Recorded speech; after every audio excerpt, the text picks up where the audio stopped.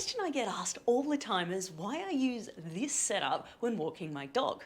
Is this a no pull harness? Why don't I just use a collar? In this video, I'll address all those questions and more. Now, for some dogs, a flat collar will be just fine.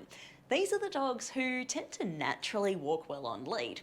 They're calm, they're level-headed, nothing much phases them, and they respond really well to their guardian's requests. But whenever there's a risk of a dog putting pressure on their throat, that's when we need to consider other equipment. Why? Well, Dr. Anne Carter and her team from Nottingham Trent University tested a whole range of different collars, including a rope slip lead and a metal check chain. The team found that when the lead was loose, these collars were all perfectly safe. But if the dog pulled on lead, or if the person jerked the lead, that force was enough to do damage. In fact, even the pressure at the lower end of recordings was much higher than values known to cause tissue damage and tissue death. For me, it's just not worth it. Plus, to quote Trish McMillan, nobody makes good decisions while being strangled. Now please know that this is not coming from a place of judgment. I grew up using check chains. Where I lived in the 90s, that was all that obedience clubs used. And especially if you had big, strong, reactive German Shepherds like we did, that's just what you used. But I vividly remember walking my dog one day and he saw another dog miles away.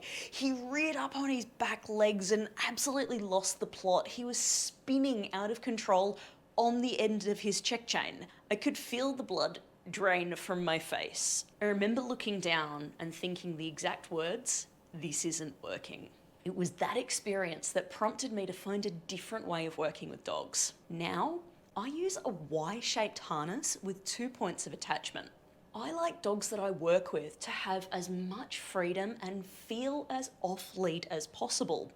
I don't want my dog to only behave appropriately if they're wearing gear that could make them uncomfortable. I want my dogs and my clients' dogs to be able to make those choices even if they're completely naked.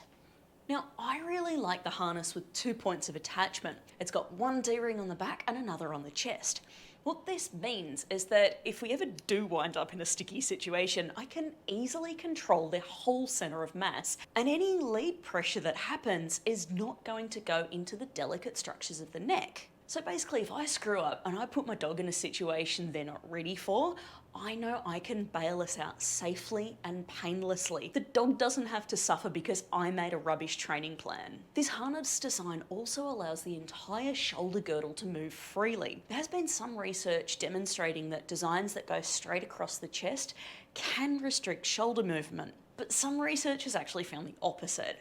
So because this research is mixed, my advice is to use your best judgment.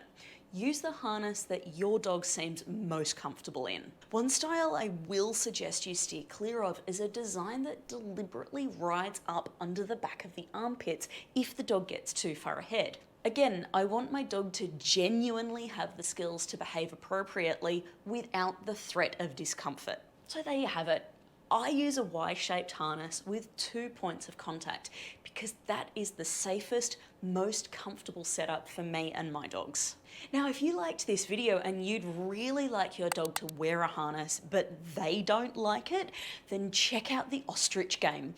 The ostrich game teaches your dog how to put their own harness on so it's never a battle. Now, this is a really old video, but it still shows you all the steps that we take to help our dogs to love putting their harness on.